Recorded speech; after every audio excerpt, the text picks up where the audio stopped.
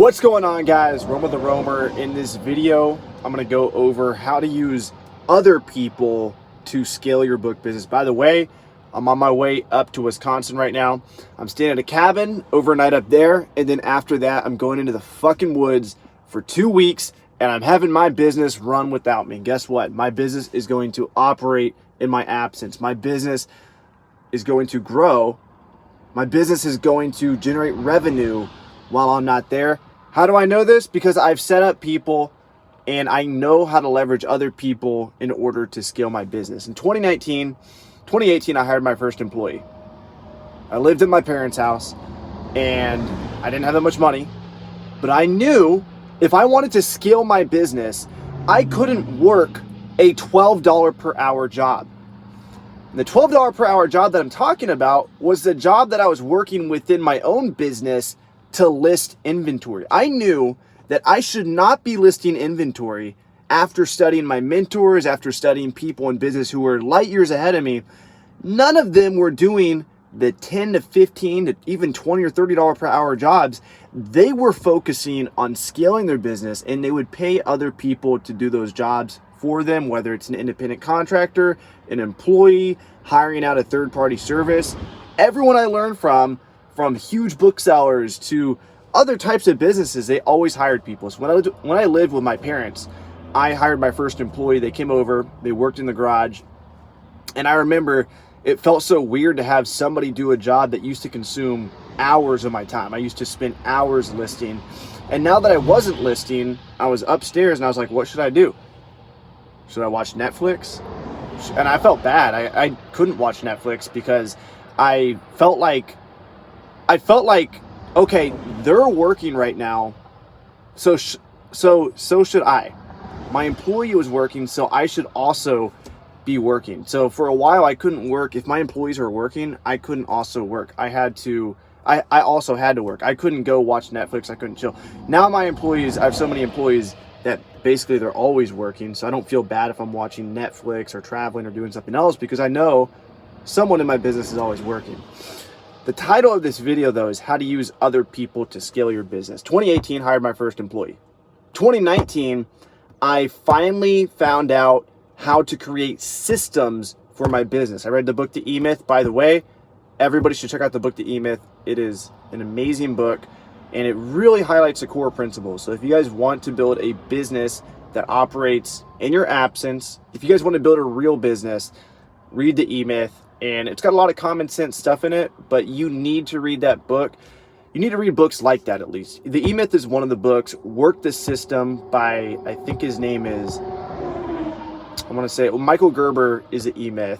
And then Work the System is by Sam Carpenter, I believe. Read those two books and it'll change your life forever. Basically what those two books tell you is create systems, create SOPs in your business. That way if somebody who's working for you decides to leave, you can replace them and not have to go through the training process. You have a system for listing your books. You have a system for repricing your books. You have a system for finding your books. You have a system for doing all of these things. It doesn't matter what business you're in. If you're in a fitness business, if you're in the food business, you want to have systems that are so easy to do that even a $10 per hour worker could come in and do it for you. People pride themselves in the Amazon space listing their own inventory, and I don't fucking get it. It's a $12 per hour job, and if you want to scale your business, you can't scale your business working a $12 per hour job. I don't even care if it's inside of your business. You get that? Your job is inside of your business. I don't care what type of job you work. This is a very important concept. I don't care if you work a job outside of your business, that's like working at McDonald's, or inside of your business. We all work jobs inside our business.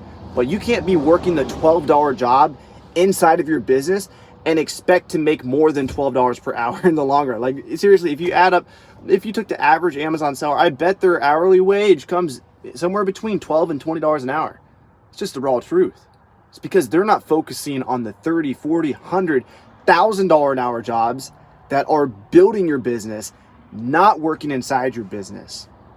So how do you use other people to scale your business? 2018, hired my first employee. 2019, discovered SOPs, discovered systems, discovered having people do things that were repetitive that I shouldn't be doing myself. Okay? 2020, I continue to do the same thing I did in 2019.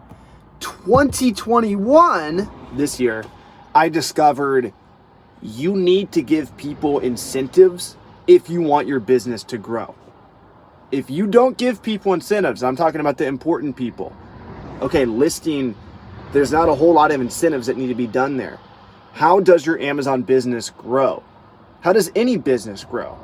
Your business grows by getting more customers, by getting more suppliers, by getting better supplies, by getting more and more and more. The book business grows by getting better inventory, more profitable inventory, time and time again. So how do you grow? How do you grow a book business? How do you get more inventory? How do you do all this if you're not doing it by yourself? Of course, you can do a lot of it by yourself. You can source a lot yourself. You can do that. But I'm talking about using other people to build your business for you. You're not going to be able to do that if you don't give them incentives.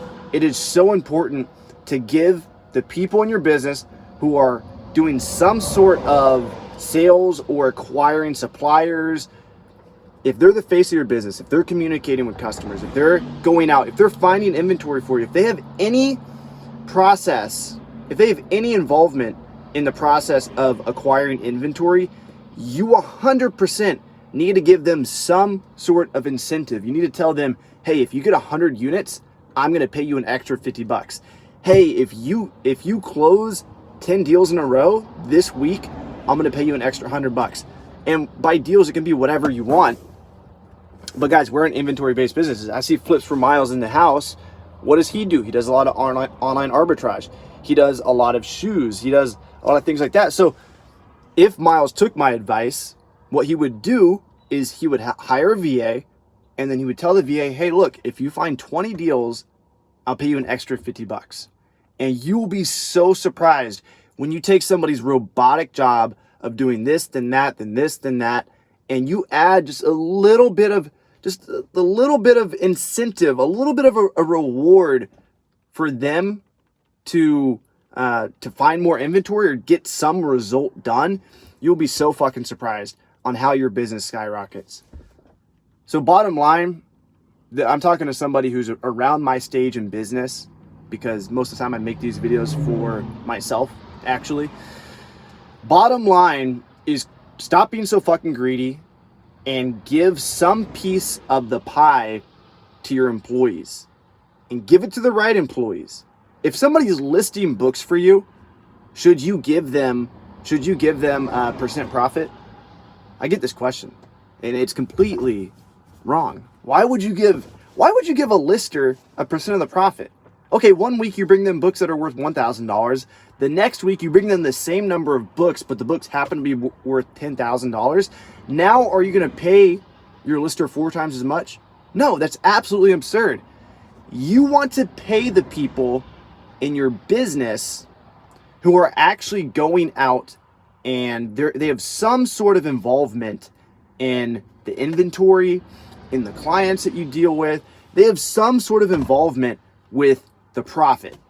And then once you pinpoint that, once you decide this person, their job is very important for finding profit, whatever that is, a virtual assistant sourcing wholesale list, it might be somebody picking up the phone, calling suppliers, whatever it is, if they're somehow involved, it might even be customer service, reducing refunds, it might, whatever it is, you need to get them and say, hey, if you convince 20 people not to give a refund over the next month, I'll pay you a $300 bonus. Incentives are going to change the fucking game. I was listening to Elon Musk recently. I had my headphones on. I was working out, getting fucking swole. You guys see this. I was down in Florida, up in Wisconsin now. I was down in Florida in the gym. I like to listen to Elon Musk. I like to listen to Steve Jobs. Not Steve Jobs too much, but all these guys, Mark Zuckerberg, Jeff Bezos. I like to listen to these guys and hear what they have to say about business, because fuck listening, no offense, but I mean, Tony Robbins, great guy to listen to. But if you're listening to too many of the Tony Robbins types, they are just trying to motivate you. Les Brown, who else? There's a lot of people like that. Even Jordan Peterson, like there's a lot of people on YouTube. I love listening to Les Brown and Tony Robbins, but if you listen to too many motivational speeches on YouTube, it doesn't come with that much substance. okay? You need to listen to the people who are actually fucking doing it. And the people who are doing it are Elon Musk. Like, look at the wealthiest people in the world, Jeff Bezos, and see what they're doing. Elon Musk talks about the number one way to really grow your business, and more importantly than grow your business, because Elon Musk is at the point now where he's trying to change the fucking world. He's trying to get to Mars. If he wants to achieve this, he has to create incentive structures within his business. The people who are working for him have to have some sort of equity, some sort of reward for actually getting results. And if you can accomplish that, your business will scale for you without you being there, just by putting the incentive structures in place, because now the people are going to start thinking like you, and they're going to be working to grow your business. Hopefully this makes sense. I haven't done a rant like this in a while, but I figured I would. Pulled over on the side of the road. You guys can probably hear all these fucking trucks coming by. Risking my life for you guys. Go ahead and hit that like button, hit that subscribe button. I'm going in the woods for 2 weeks. Much love. Peace out. Helps the YouTube algorithm. If you guys just tap that right there. You guys see that right there? Is it right there or is it over here? If you tap it, guys, it boosts my ego. It helps YouTube algorithm. It just makes my life that much better. But if you guys don't want to, I understand. Much love. Peace out. Have a good day, guys.